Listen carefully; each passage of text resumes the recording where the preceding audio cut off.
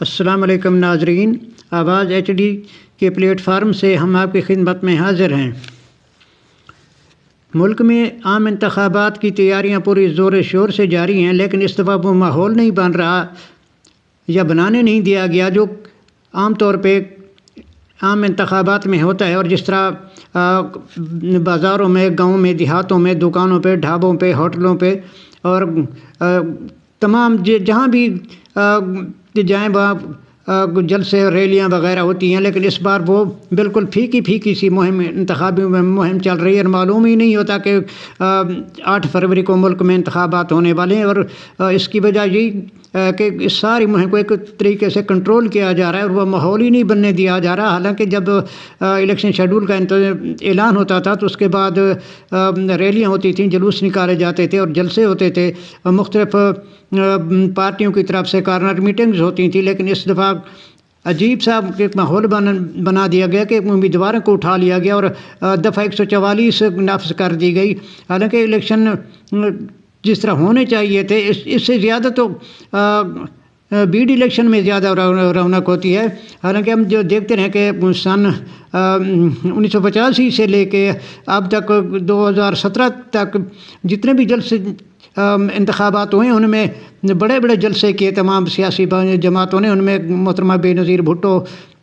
یا میاں محمد نواز شریف یا عمران خان، ان سب نے بڑے بڑے جلسے کیے۔ حالانکہ اس دور میں جنرل پرویز مشرف کا مارشاء اللہ بھی تھا، چاہے اس سے پہلے جنرل ضیاء الحق کا مارشاء اللہ تھا، لیکن اس وقت بھی اس طرح کے حالات نہیں تھے۔ اس وقت بھی اتنا کنٹرول نہیں کیا گیا میڈیا کو یا امیدواروں کو، اور کمپین چلانے کی مکمل اجازت تھی، اور رات کے 12 بجے تک جب انتخابی مہم ختم ہونے کا وقت ہوتا تھا اور اعلان کیا جاتا تھا کہ 48 گھنٹے پہلے انتخابی مہم ختم کر دی جائے، تو اس وقت بھی لاہور کے اندر بہت بڑی ریلی اور بہت بڑا جلسہ ہوتا تھا موچی دروازے پر۔ ہمیں اچھی طرح یاد ہے مینار پاکستان پہ بہت بڑے جلسے ہوتے تھے، اور اسی طرح ہوٹلوں والوں کا کاروبار بھی چلتا تھا، اور دیگوں والوں کا کاروبار بھی چلتا تھا، اور پرنٹنگ والے جو ان کا بھی کاروبار چلتا تھا۔ لیکن اس بار تو نہ کوئی بینر نہ کوئی ماحول بنا، اور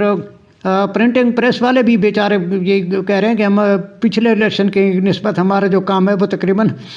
70 سے 80% تک جو ہمارا کاروبار اس بار متاثر ہوا ہے۔ اس کی وجہ یہی ہے کہ وہ ماحول ہی نہیں بنانے دیا گیا،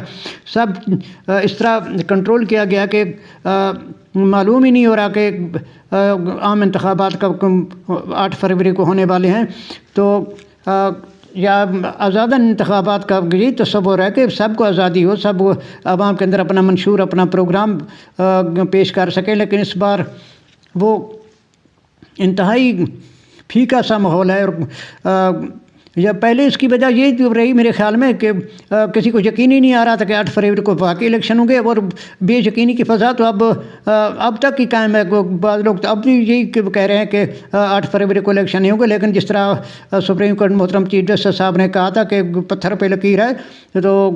اللہ کرے بخیر و خوبی الیکشن ہو جائیں، اور ہوں بھی آزادانہ، منصفانہ اور غیر جانبدارانہ، چاہے پاکستان کی سب سے مقبول پارٹی کو اس کا نشان جو ہے بلہ اس سے بھی محروم کر دیا گیا، اور اس کے امیدواروں کو اب آزاد حیثیت سے الیکشن میں حصہ لینے کی اجازت دی گئی ہے، لیکن اب وہ پی ٹی آئی کا پلیٹ فارم استعمال نہیں کر سکتے۔ اسی طرح اب نون لیگ کا جو جلسہ ہوا تھا لیا میں ہونے والا تھا، کل ہونے والا تھا نون لیگ کا جلسہ، تو وہ بھی عوام کی عدم دلچسپی کے باعث منسوخ کر دیا گیا تھا۔ تو اس کی یہی وجہ کہ جس طرح خانوال میں نون لیگ کا جلسہ ہوا، وہاں بھی عوام کی عدم دلچسپی تھی، اور میاں صاحب خاص مایوس سے نظر آ رہے تھے اور ناراض بھی دکھائی دے رہے تھے۔ ان کی باڈی لینگویج سے بھی یہ اندازہ ہو رہا تھا کہ وہ عوام کے کو دیکھ کر اور عوام کے جذبے کو دیکھ کر مایوس ہو رہے ہیں۔ ان کو جس طرح پہلے بریف کیا گیا تھا کہ عوام آپ کے لیے رائے بچھائے بیٹھیے، آپ آئیں اور عوام کی رہنمائی کریں، اور عوام آپ کو دیکھنا اور سننا چاہتی ہے، لیکن جب میدان میں ان کو لایا گیا تو ان کو بالکل الٹ ہی ان کے لیے نقشہ تھا۔ تو ان کے لیے حیرانی اور مایوسی کی ایک بڑی وجہ یہ ہے کہ عوام ان کو اب یہ محسوس ہو رہا ہے کہ عوام کا موڈ جو ہے اب پی ٹی آئی کے ساتھ ہے اور عوام اب انولی کو ووٹ دینا نہیں چاہتی، تو اب ان کے لیے اب یہی رہ گیا کہ اب اپنے گھر لاہور کو بچانے کی کوشش کریں گے، کیونکہ اب لاہور بھی ان کے ہاتھ سے نکلتا ہوا نظر آ رہا ہے کہ جس طرح پہلے ان کا لاہور پہ ہولڈ ہوا کرتا تھا، تو اب پچھلے 2017 کے الیکشن دیکھ لیں تو جس طرح کراچی میں ایم کیو ایم جو ان کا اسٹرانگ ہولڈ تھا ایم کیو ایم کا کراچی میں، وہ 2017 کے الیکشن میں بھی وہاں پی ٹی آئی کافی سیٹیں جیتنے میں کامیاب ہو گئی تھی۔ اسی طرح لاہور میں بھی میاں صاحب کی جو گرفت وہ لاہور پہ بھی انتہائی کمزور ہو گئی، تو میرا خیال تھا اب ان کو لاہور پہ زیادہ توجہ دینے کی ضرورت ہے۔ جس طرح لڑکانہ گڑھ ہے ان کا پیپل پارٹی کا، تو اس طرح میاں صاحب کا بھی لاہور ان کا گڑھ ہوا کرتا تھا، لیکن اب وہ پہلے والی بات نہیں رہی۔ تو اب میاں صاحب کو اپنے گھر اپنے لاہور پہ زیادہ توجہ دینی چاہیے، وہاں ان کو کارنر میٹنگ اور جلسے ریلیاں کرنی چاہیے، بجائے کہ اب ملک میں وہ زیادہ پھریں، کیونکہ اب ان کی عمر بھی اللہ ان کی زندگی رکھے، اب وہ 80 سال کے ہو گئے، تو اس عمر میں بھی ان کے لیے اتنی سردی میں جلسوں سے خطاب کرنا اور پھر اتنا لمبا سفر کرنا ان کی صحت کے لیے بھی اچھا نہیں، تو ان کو بھی جی چاہیے کہ اب اپنے لاہور پہ زیادہ فوکس کریں۔ اس کے علاوہ نون لیگ نے اپنا منشور دینے کے لیے جو کہا تھا، ابھی تک وہ ان کا منشور پیش نہیں کیا جا سکا، پتہ نہیں کیا مسئلہ ہے ان کا کہ منشور تیار نہیں ہوا یا کوئی اور وجہ کہ میاں صاحب ابھی تک وہ منشور پیش نہیں کرے۔ اور میاں صاحب کو جو چوتھی بار شیروانی پہننا، تو مجھے مشکل نظر آ رہا ہے کہ وہ چوتھی بار شیروانی پہنیں گے، اور میرا خیال تو یہ کہ جو شیروانی کا ناپ درجی کو دیا گیا وہ کسی اور کا ہے، میاں صاحب کا وہ ناپ نہیں ہے۔ ویسے میاں صاحب کو خوش کیا جا رہا ہے کہ آپ کو چوتھی بار وزیر اعظم بنایا جا رہا ہے۔ ویسے لگتا ہے یہ کہ میاں صاحب نے تھوڑی بہت پہلے 3 بار وزیر اعظم بن کی عزت کمائی تھی، وہ شہباز حکومت نے برباد کر رکھ دیا، اور اس بات کا غصہ میاں صاحب کو بھی ہے، کیونکہ جب شہباز شریف کی حکومت تھی تو میاں صاحب لندن سے بیٹھ کے وہیں ان کی ناراضگی کا اظہار کئی بار انہوں نے کیا تھا کہ جس طرح مہنگائی ہو رہی تھی، اور مریم نواز نے بھی یہ بات کہی تھی کہ عوام پہ اتنا بوجھ ڈالا جا رہا ہے۔ تو اب جو ٹکٹوں کی تقسیم ہوئی اس میں میاں صاحب نے اپنا غصہ سارا نکال دیا کہ شہباز شریف گروپ کو بالکل ٹکٹوں سے محروم کر دیا گیا۔ تو اب اسمبلی کے اندر جو گروپ بھی جائے گا وہ میاں نواز شریف صاحب کا گروپ ہوگا، شہباز شریف صاحب کا جو گروپ ہے وہ محروم رہ گیا ٹکٹوں سے، کیونکہ اگر دیکھا جائے تو اگر میاں صاحب کے پاس کوئی فارمولہ تھا مہنگائی کو ختم کرنے کا، عوام کو ریلیف دینے کا، تو یہ میاں صاحب کی خود غرضی تھی کہ انہوں نے اپنی دراز کے اندر وہ چھپا کے رکھا، حالانکہ 16 ماہ عوام ایسے مہنگائی کے چکے میں پستی رہی اور بے روزگاری تھی، تو ان کا فرض بنتا تھا کہ وہ اپنے بھائی کو بتاتے کہ یہ آپ نے کام کرنا ہے، اس طرح چلنا ہے، اس طرح مہنگائی ختم ہوگی۔ تو شاید ان کا یہی سوچ اور یہی خیال تھا کہ شہباز شریف کو ناکام کیا جائے، اگر ان کی حکومت کامیاب ہوگی تو پھر میری بات کوئی نہیں پوچھے گا۔ تو اسی وجہ سے شاید انہوں نے وہ جو پروگرام تھا وہ اپنی دراز کے اندر چھپا کے رکھا تھا، اگر میرا کبھی نمبر آ گیا تو میں وہی نسخہ استعمال کروں گا۔ تو اس وقت ان کو بتانا چاہیے تھا کہ میاں شہباز شریف صاحب آپ کام صحیح طور پہ نہیں کر رہے، تو اس وقت اگر ان کو کہتے کہ اب ریزائن کرو، نئے انتخابات کرائیں، تو شاید اس وقت کچھ ان کا فیس سیونگ مل جاتی اور اچھی خاصی سیٹیں جیت سکتے تھے۔ مگر اس وقت اقتدار کا نشہ تھا کہ بس چل اس وقت یہ نہیں سوچا گیا کہ انتخابات میں بھی جانے پر عوام کو بھی اس چیز کا جواب دینا کہ 16 ماہ ہم نے کیا کیا کام کیے، اور جو عمران خان کی حکومت میں پٹرول ڈیزل 1 روپیہ 2 روپے بڑھتا تھا اور بجلی 1 روپیہ 2 روپے یونٹ بڑھتی تھی، تو چیختے تھے چلاتے تھے کہ عوام پہ پٹرول بم گرا دیا، عوام پہ بجلی گرا دی، لیکن اب انہوں نے دگنی قیمت کر دی، 150 سے انہوں نے 300 قیمت کر دی۔ تو کیا عوام پوچھ سکتی ہے کہ میاں صاحب سے کہ عوام کو اپنی یہ ریلیف دیا یا تکلیف دی ہے؟ اسی طرح مریم اورنگزیب بھی یہی کہتے تھے کہ دوائی چور، چینی چور، بجلی چور، آٹا چور۔ تو اب سوال تو بنتا ہے ان سے پوچھنا چاہیے کہ اب کیا آٹے کی قیمت ہے، چینی کی قیمت کتنی ہے اور تیل کی قیمت کتنی ہے، دوائیوں کی قیمت کتنی ہے؟ اب ویسے ان کو بتانا تو چاہیے کہ اس وقت جس طرح پروپیگنڈا کی فیکٹریاں چلائی گئی تھیں اور دن رات گالم گلوچ بریگیڈ اپنا کام کر رہی تھی اور پاکستانی ملک کو گمراہ کر رہی تھی کہ یہ عمران خان آپ پہ ظلم کر رہا ہے، آپ اس حکومت سے نجات حاصل کریں۔ تو اب اخلاقی طور پہ تو ان کو یہ کہنا چاہیے، لیکن اخلاق کا ان کے سے لگتا ہے کہ دور دور سے کوئی واسطہ نہیں ہے، صرف یہ عوام کو گمراہ کرنا چاہتے پروپیگنڈے کے زور پہ۔ اور پاکستانی قوم بھی شاید اس وقت انہیں کے پروپیگنڈے میں آ گئی تھی اور یہی کہتی تھی کہ عمران خان کی حکومت جائے گی تو پھر ہم خوشحال ہو جائیں گے اور مہنگائی بھی ختم ہوگی، روزگار بھی آئے گا اور بجلی بھی سستی ہوگی، تیل بھی سستا ہوگا، دوائیں بھی سستی ہوں گی، آٹا بھی سستا ہوگا، چینی بھی سستی ہوگی۔ لیکن سب کچھ ان کی سوچ، ان کے خیال اور ان کے توقع کے برخلاف ہوا۔ تو عوام اب یہی چاہتی ہے کہ عمران خان جو دور تھا وہ دوبارہ سے لوٹا ہے، کیونکہ اس دور کے اندر عوام کو بہت سہولیت حاصل تھی۔ اور عمران خان بھی یہی کہتے تھے کہ مجھے رات کو نیند نہیں آتی، میں ساری رات یہی بات سوچا رہا کہ اپنی عوام کو کس طرح ریلیف دوں۔ اور ان کہ اس چیز کے سب سے بڑا ثبوت ہے کہ انہوں نے پاکستان کی معیشت کو سنبھالنے کے لیے اپنے 3 وزرائے خزانہ تبدیل کیا، کس طرح پاکستان کی معیشت جو ہے وہ سنبھل جائے۔ حالانکہ عمران خان کے پہ اس بات کی تنقید بھی کئی بار کی جاتی رہی کہ وہ اپنے وزرائے خزانہ تبدیل کر رہے ہیں۔ ان کا یہی عمران خان کا پروگرام پر یہی منشور تھا، تو چاہتے تھے کہ پاکستان کی معیشت ترقی کرے اور ان کو IMF کے پاس نہ جانا پڑے۔ لیکن پاکستان کی معیشت جو میاں نواز شریف صاحب چھوڑ کے گئے تھے اور اس سے پہلے والی جو حکومتوں نے پاکستان کی معیشت کا جو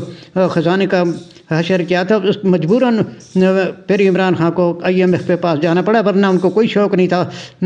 IMF کے پاس جانے کا۔ اسی وجہ سے وہ ان پہ تو خاصی تنقید بھی ہوتی رہی ہے کہ وہ بڑی دیر کے بعد IMF کے پاس گئے، وہ ان کو پہلے جانا چاہیے تھا۔ اصل میں عمران خان جانا نہیں چاہتے تھے IMF کے پاس، لیکن ان کو مجبوراً جانا پڑا، جس کی وجہ سے عمران خان کو دیر ہو گئی IMF کے پاس جانے کا۔ اسی طرح سپریم کورٹ کے فیصلے کے بعد جو ہے ہارس ٹریڈنگ کا دروازہ بھی کھل گیا ہے، کیونکہ اب نون لیگ اور پیپل پارٹی تحریک انصاف کے کامیاب امیدواروں کو خریدنے کے لیے بولی لگائیں گی اور استحکام پارٹی کا ہیلی کاپٹر بھی پرواز کرے گا، کیونکہ اب 3 جماعتیں جو ہیں وہ اپنی جال بچھا کے بیٹھی ہیں کہ جو تحریک انصاف کے آزاد امیدوار ہوں تو وہ ان کو پرکشش مراد بھی دیں گی اور پرکشش پیکج بھی دیں گی۔ اسی طرح اب اس پلاننگ کو اگر باریکی سے دیکھا جائے تو معلوم ہوتا ہے کہ اصل کھیل کیا کھیلا گیا۔ ان کا اصل مشن یہ ہے کہ نون لیگ کو لمبے عرصے کے لیے، بلکہ یوں کہا جائے کہ ایک ہی پارٹی کی حکومت بنانے کا منصوبہ بندی ہو رہی ہے، اور کیونکہ میاں نواز شریف پہلے بھی یہی کہتے تھے کہ ہمیں 5 سال کے لیے اقتدار دیا جاتا ہے، تو ہم 3 سال تو ہمیں صرف چیزوں کو دیکھنے، باتوں کو سمجھنے میں لگ جاتے ہیں، اور اوپر سے 2 سال بچتے ہیں، اور آخری سال جو ہوتا ہے وہ پھر الیکشن کا سال ہوتا ہے، تو ہمیں 5 سال میں کوئی کام کرنے کا موقع نہیں ملتا۔ تو شاید لگتا یہ ہے کہ اب ان کے ساتھ یہی طے کیا گیا کہ آپ کو 10 سے 15 سال تک کے لیے حکومت کی دی جاتی ہے، تاکہ آپ آرام کے ساتھ حکومت چلا سکیں، کیونکہ انہوں نے بھی بات کرنے میں اسی بات پہ قائل کیا ہوگا کہ مجھے لمبے عرصے کے لیے حکومت دی جائے۔ تو دیکھتے ہیں اب عمران خان کی تحریک انصاف کے ساتھ جو سلوک کیا گیا اور جس طرح ان کے امیدواروں کو آزاد حیثیت سے الیکشن میں لڑنے کی اجازت دی گئی، اور جس طرح لڑنے کی اجازت دی گئی، اور جس طرح اب ان کی انتخابی مہم چلائی جا رہی ہے، تو دیکھتے ہیں اب اس کا کیا رزلٹ آتا ہے اور اس کے بعد پارٹی کا کیا مستقبل ہوتا ہے۔ کیونکہ تحریک انصاف کو بھی چاہیے کبھی وہ فوری طور پہ انہی دنوں کے اندر اپنے پارٹی الیکشن کروا لے، تاکہ جب الیکشن ہو جائیں تو ان کے کامیاب امیدوار جو ہیں وہ فوری طور پہ تحریک انصاف میں شمولیت اختیار کر لیں، کیونکہ جب نوٹیفیکیشن ان کی کامیابی کا ہو جائے گا تو پھر 3 دن کے اندر آزاد امیدواروں کو کسی سیاسی پارٹی میں سیاسی جماعت میں شمولیت اختیار کرنا لازمی ہوتا ہے۔ تو تحریک انصاف کے لیے بہتر یہ ہے کہ وہ فوری طور پہ اپنے پارٹی انٹرا پارٹی الیکشن کروا لے، اور اپنے امیدوار کو کہیں اور کامیاب امیدوار کو کہیں اور جانے کے بجائے اپنی پارٹی میں شامل کر لے، کیونکہ بلاور زرداری بھی یہ کریں کہ ہم آزاد امیدوار کو ساتھ مل کے حکومت بنائیں گے۔ تو سوچنے والی بات یہ کہ آزاد کا ان کا کیا مسئلہ، یا تو ان کو اپنی پارٹی میں شامل کریں گے، یا آزاد سے مراد ان کی تحریک انصاف ہے، یا وہ تحریک انصاف کے ساتھ مل کے حکومت کر رہے رہیں گے، یا تحریک انصاف کے لوگوں کو اپنی پارٹی میں شامل کریں گے۔ پھر شامل کرنا تو پھر ظاہر سی بات ہے، پھر تو ہارس ٹریڈنگ کے زرداری صاحب مارے ہیں، وہ بالکل اتنی بولی لگاتے ہیں اور پرکشش سے مراد دیتے ہیں۔ اور اگر پہلے بھی دیکھا جائے تو جس طرح انہوں نے سندھ ہاؤس کے اندر ان کو رکھا تھا، تو پہلے بھی اسی طرح وہ کہتے ہیں کہ ہم سرپرائز دیں گے پنجاب کے اندر، اور مرکز کے اندر سرپرائز دیں گے۔ سرپرائز کا مقصد تو یہی، تو پھر لگتا یہی ہے، پھر ہارس ٹریڈنگ کا جو ہے 9 فروری کے بعد ایک بازار لگنے والا ہے۔ تو اب اسی طرح الیکشن کا جو ماحول میں جس طرح پہلے کہہ رہا تھا کہ وہ ماحول ہی نہیں بن رہا کہ جس طرح پہلے ہوا کرتا تھا، تو اب اس کا یہی ایک طریقہ ہے کہ جتنی بھی تنظیمیں ہیں پاکستان کے اندر یا بین الاقوامی جو الیکشن کو مانیٹر کرتی ہیں، تو ان کو سب کو اجازت دی جائے کہ وہ پاکستان کے اندر فری اینڈ فیئر الیکشن کو آ کے دیکھیں، اور سب کی تسلی ہوتا کہ ان الیکشن کے رزلٹ پہ کوئی انگلی نہ اٹھا سکے، کوئی اعتراض نہ کر سکے کہ اس میں ہی ساکھ ہے الیکشن کمیشن کی اور الیکشن کی، کیونکہ جو بھی حکومت آئے گی اور اس کو بین الاقوامی دنیا کے ساتھ بھی چلنا ہوگا، اور معاہدے بھی کرنے ہوں گے دوسرے ممالک کے ساتھ، اور مضبوط اور فیئر اور استحکام والی حکومت جو کہ پاکستان کو صحیح طریقے سے ترقی کے راہ پہ گامزن کر سکے، تو وہ وہی ہوگی جو صحیح معنوں میں غیر جانبدار منتخب ہو کے آئے گی، اور جس کو عوام کا اعتماد حاصل ہوگا وہی مضبوط فیصلے بھی کر سکے گی اور عوام کی ریلیف کے لیے بھی کام کر سکے گی۔ تو اسی طرح ہم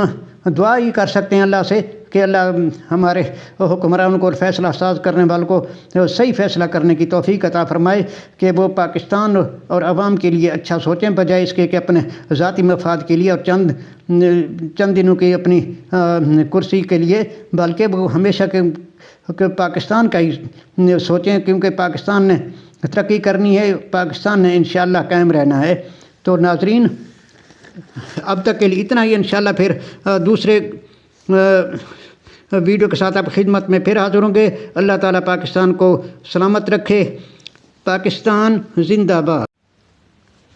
ناظرین، آپ سے درخواست ہے کہ ہمارے چینل کو سبسکرائب کریں، لائک کریں اور شیئر کریں۔ اللہ حافظ۔